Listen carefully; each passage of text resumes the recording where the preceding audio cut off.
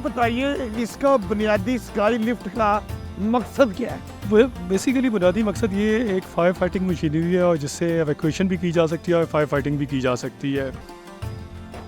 अच्छा, सो ये हमारी एम्बुलेंस व्हीकल है।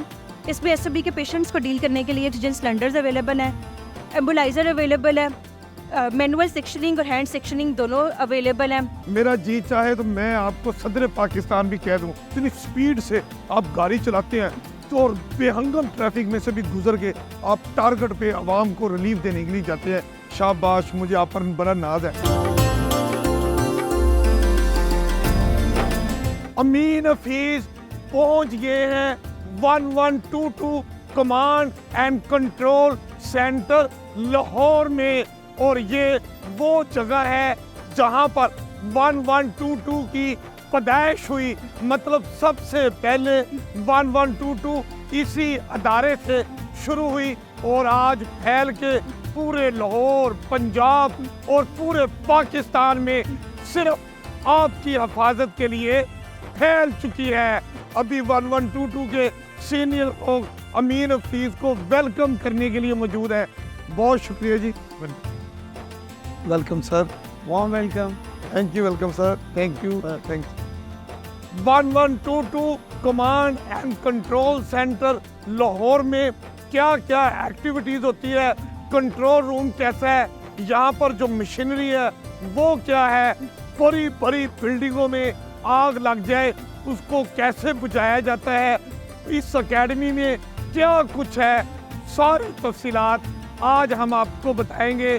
प्रोग्राम मेज़बान रमज़ान के साथ सिर्फ डिस्कवर पाकिस्तान में। 1122 ऑफिसर शाहिद वहीद इस वक्त हमारे दरमियान मौजूद हैं। रमज़ान और मुबारक के मुक़द्दस महीने में रेस्क्यू और जो अपने अपने फ़राइज़ अंजाम दे रहे हैं। अब हम इनसे पूछेंगे कि सबसे पहले ये डिस्कवर पाकिस्तान की टीम और प्रोग्राम मेज़बान रमज़ान की रिकॉर्डिंग कहाँ से शुरू करेंगे? जी, इसमें सबसे पहले हम आपको हाईवेज जो है हिस्टोरिकल की तरफ लेके चलेंगे, जो कि हाईवेज बिल्डिंग में फायर फाइटिंग के लिए यूज़ होती हैं और इस पर एवैक्यूएशन भी की जाती है। बिल्डिंग में आग लग ये बिल्कुल हमारे पास दो ऐसी गाड़ियाँ हैं, एक 300 फुट है और दूसरी जो है ये 240 फीट तक जाती है। और जो है लाहौर के अंदर आपको पता है जैसे कि हाईवेज बिल्डिंग का जो ट्रेंड इस वक्त जो जनरेट हुआ है उसको मद्देनजर रखते हुए रेस्क्यू ने 2016 में इन्हें परचेज किया था। ऊंची बिल्डिंग में अगर खुदा न खास्ता अल्लाह न करे आग लग जाए तो आपके पास ऐसी गाड़ी मौजूद है जो ऊपर जाके पानी फेंक के और बिल्कुल अल्हम्दुलिल्लाह गाड़ी हम लोगों के पास मौजूद है और इसके ज़रिए हम वहाँ से लोगों को एवैक्यूएट भी कर सकते हैं सेफली।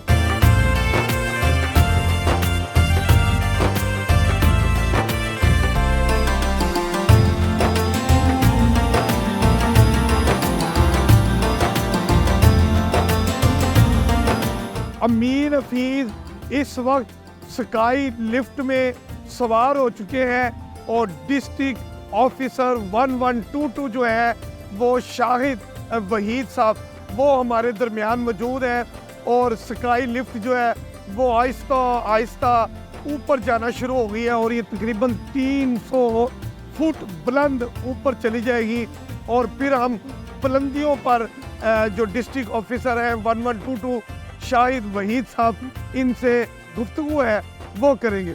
अच्छा शाहिद साहब ये बताइएगा, इस वक्त हम ऊपर जाना शुरू हो गए हैं और पता नहीं कितना ऊपर आ चुके हैं, ये बताइए इसका बुनियादी स्काई लिफ्ट का मकसद क्या है? वो बेसिकली बुनियादी मकसद ये एक फायर फाइटिंग मशीनरी है और जिससे एवैक्यूएशन भी की जा सकती है और फायर फाइटिंग भी की जा सकती है। ठीक है। तो जो है जब इसको परचेज़ किया गया था उस वक्त भी प्लाजास के अंदर जो था वो फायर सेफ्टी इंस्टॉलेशन मौजूद नहीं थी। तो जो है अगर देखा जाए लाहौर में जैसे कि पॉपुलेशन जिस हिसाब से बढ़ी और जिस तरह से इंफ्रास्ट्रक्चर डेवलपमेंट हमने की सारी और जिस तरह से अब वर्टिकल स्ट्रक्चर की तरफ जा रहे हैं, जैसे ऊपर जाएंगे मैं आपको बिल्डिंग दिखाऊंगा लाहौर के अंदर जो इस वक्त मौजूद है।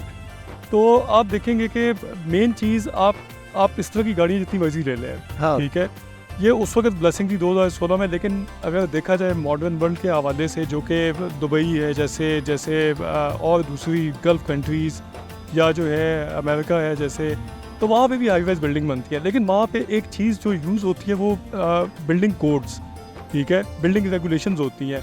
अल्हम्दुलिल्लाह 2022 में रेस्क्यू ने अपनी पूरी एफर्ट करते हुए बिल्डिंग सेफ्टी रेगुलेशन अप्रूव करवाए और इस वक्त हम इसे इम्प्लीमेंट करवाने के लिए लगे हुए हैं, तको-दो में हैं। और हम स्काई लिफ्ट पर पूरे शहर का नज़ारा करके अब हम नीचे आ चुके हैं और ये देखें डिस्ट्रिक्ट ऑफिसर शाहिद वहीद हमारे साथ थे जो मुसलसल हमें बताते रहे कि ऊंची ऊंची बिल्डिंगों में आग लग जाए तो किस तरह उस पे आग बुझाते हुए रेस्क्यू जो है वो मेहनत करते हैं। 1122 एम्बुलेंस के पास अब मैं पहुंच गया हूँ।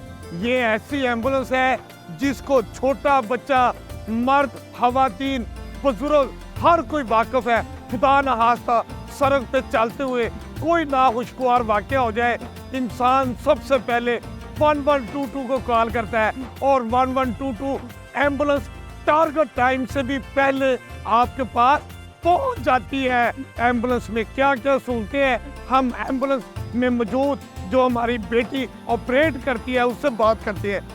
जी अस्सलाम वालेकुम। वालेकुम सलाम। हमारी बेटी क्या नाम है आपका? मेरा नाम फातिमा रुखसार है। मैं फातिमा रुखसाना है।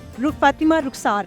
फातिमा, अच्छा फातिमा बेटी ये बताओ कि आप एम्बुलेंस 1122 को ऑपरेट करती हैं? जी सर। मतलब वहाँ पर अंदर मौजूद होती हैं, जब कोई रोड एक्सीडेंट का मरीज आता है तो आप उसको इसमें अपने साथियों के साथ सवार करती हैं।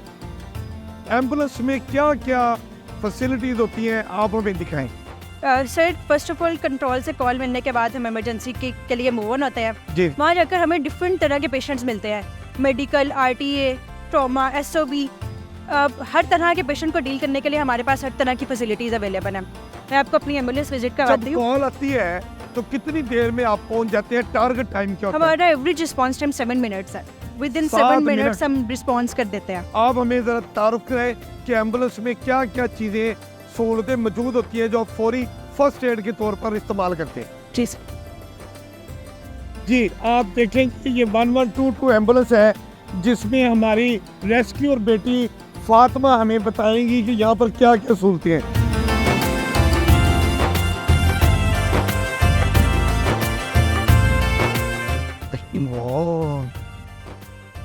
ये एम्बुलेंस है जबरदस्त। अच्छा सर ये हमारी एम्बुलेंस व्हीकल है। इसमें SOB के पेशेंट्स को डील करने के लिए ऑक्सीजन सिलेंडर्स अवेलेबल हैं, एम्बुलाइज़र अवेलेबल है, मैनुअल सेक्शनिंग और हैंड सेक्शनिंग दोनों अवेलेबल हैं। हमारे पास RTA के पेशेंट्स को डील करने के लिए पूरी किट अवेलेबल है। बर्न पेशेंट्स को डील करने के लिए बर्न किट अवेलेबल है। डिफरेंट टाइप के मेडिसिन्स हमारे पास अवेलेबल हैं। पेशेंट्स को पेन फ्री करने के लिए उनका अगर पेशेंट की ब्लीडिंग बहुत ज़्यादा हो रही है, उनके ब्लीडिंग को कंट्रोल करने के लिए फर्स्ट एड की फैसिलिटीज़ हैं। बहुत शुक्रिया बेटे, आपने बताया कि 1122 की एम्बुलेंस में मौजूद स्टाफ कैसे काम करता है, उनकी तालीमी काबिलियत क्या है और उनको कैसे ट्रेन करके आपके लिए एम्बुलेंस में बिठाया जाता है। बहुत अच्छी बातें की हैं। अब हम बाहर निकलते हैं।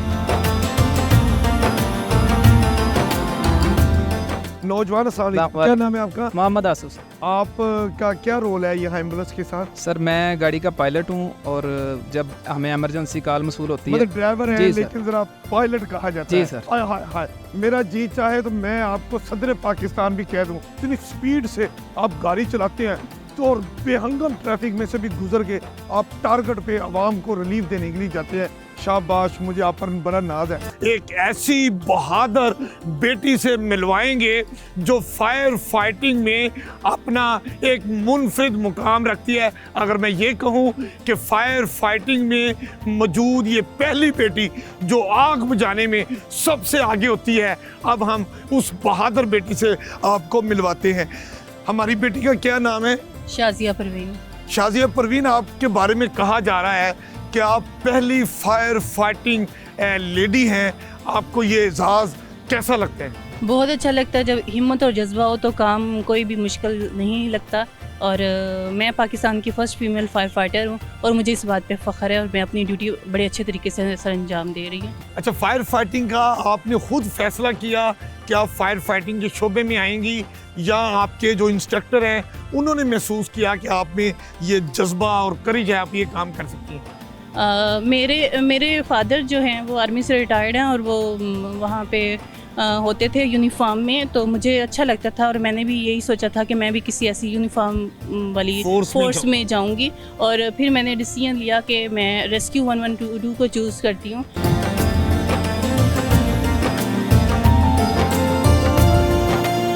सैलाब हो जाए या कहीं पर पानी बहुत ज़्यादा बह जाए, 1122 वाटर सेफ सर्विस भी करती है। खुदा न खास्ता कोई बिल्डिंग डिमोलिश हो जाए, गिर जाए और उसमें इंसान फंसे हुए हों तो उनको कैसे निकालना है, ये सारा इक्विपमेंट उसी से रिलेटेड है। तो अब यहाँ पर मौजूद जो 1122 के जो बिल्डिंग डिमोलिशिंग के एक्सपर्ट्स हैं, अब हम उनसे बात करते हैं। अस्सलाम वालेकुम जी, इंजीनियर फरहान।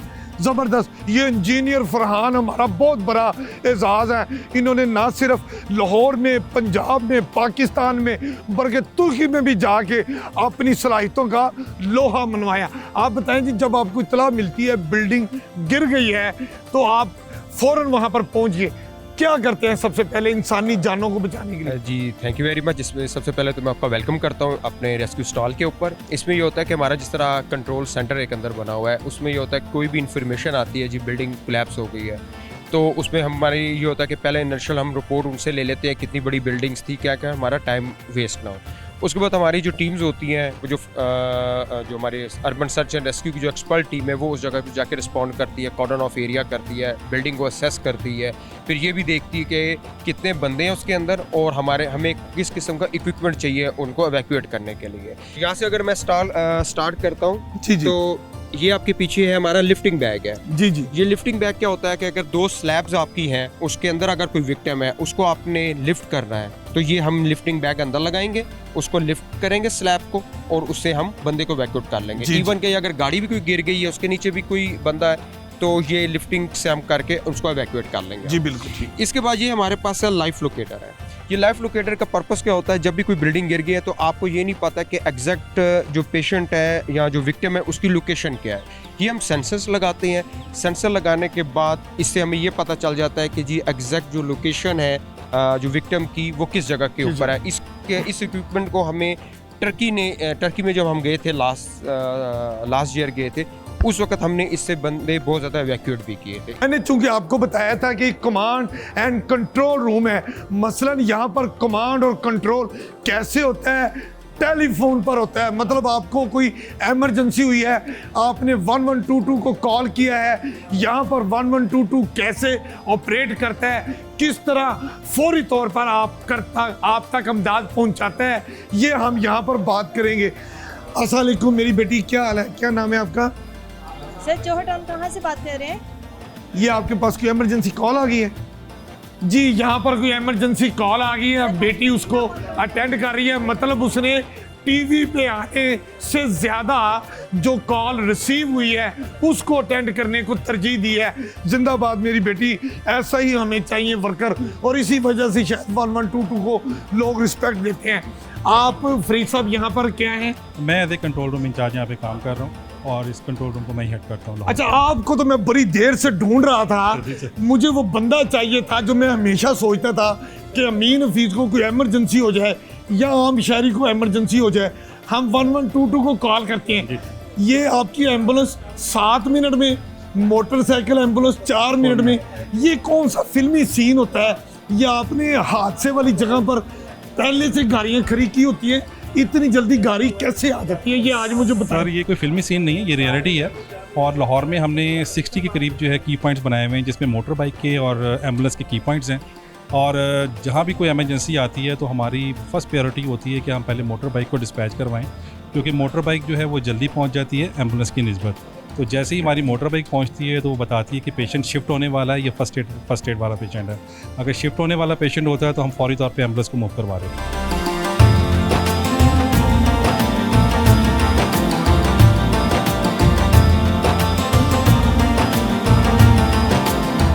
अज़ाने मगरिब का वक्त हुआ चाहता है और अब हम रोज़ा अफ्तार करेंगे। और आपको मैंने बताया कि चूँकि इस वक्त मैं 1122 के कमांड एंड कंट्रोल रूम में मौजूद हूँ। मेरे पीछे आप देख सकते हैं कि 1122 कमांड एंड कंट्रोल रूम के जो 1122 की एमरजेंसी कॉल वसूल करने वाले लोग हैं वो सब अपने फ़राइज़ अंजामदेही में मसरूफ़ हैं और रोज़ादार भी हैं और वो वहीं बैठे हुए रोज़ा खोल रहे हैं। मैं भी इजहार यकजहती के तौर पर इन्हीं के साथ बैठ के कमांड एंड कंट्रोल रूम में बैठ के रोज़ा खोलता हूँ। आज हमने आपको 1122 के command and control centre Lahore का मुकम्मल मुतालियाती दौरा कराया और ये बताया कि पूरे 12 महीने 24 घंटे ये किस तरह लोग काम करते हैं, इनके इक्विपमेंट्स क्या हैं, इनके हौसले कितने बुलंद हैं। स्पेशली रमज़ानुल मुबारक के मुक़द्दस महीने में भी ये किस तरह एक्टिव रहते हैं और अफ्तारी भी ये कहीं अलग से बैठ के सारा अमला नहीं करता बल्कि अपनी अपनी नशिश पर बैठ कर ही रोज़ा अफ्तार करते हैं। ऐसी आला खिदमात के इतराफ़ पे 1122 को अमीन हफीज़ सलाम पेश करता है और मैं इनको तो बहुत कुछ नहीं दे सकता। इनके तो एहतराम लोगों के दिलों में इन्होंने इतना खूबसूरत बना दिया है कि लाहौर सेंटर के जो इंचार्ज हैं शाहिद वहीद साहब, हम उनके लिए एक छोटा सा गिफ्ट हैम्पर देते हैं, वो इनके साथ जाएगा। ये करशी और डिस्कवर पाकिस्तान की जानिब से सर आपके खिदमात के तरफ में छोटा सा ये गिफ्ट आपको देते हैं। और दूसरा गिफ्ट हम पेश करेंगे फ़ारूक अहमद साहब को। इनका मनसब ये है कि ये 1122 की जो पॉजिटिव सर्विसेज हैं मीडिया में, सोशल मीडिया में, इलेक्ट्रॉनिक मीडिया में और प्रिंट मीडिया में, उसकी नेक नामी का ऐसा खूबसूरत बाइस बनते हैं। तो ये फ़ारूक अहमद साहब की खिदमात में ये करशी और डिस्कवर पाकिस्तान की जानिब से छोटा सा गिफ्ट है, ये आपके साथ जाएगा। तो इसके साथ ही मेज़बान रमज़ान प्रोग्राम डिस्कवर पाकिस्तान के एंकर अमीन हफीज़ को इजाज़त दीजिए। उम्मीद है आपको हमारा 1122 से मुतल्लिक ये प्रोग्राम पसंद आया होगा। कल हम फिर एक नई जगह पे नए मेहमानों के साथ रोज़ा अफ्तार करेंगे। तब तक के लिए अपने हर दिल अजीज़ अमीन हफीज़ को इजाज़त दीजिए।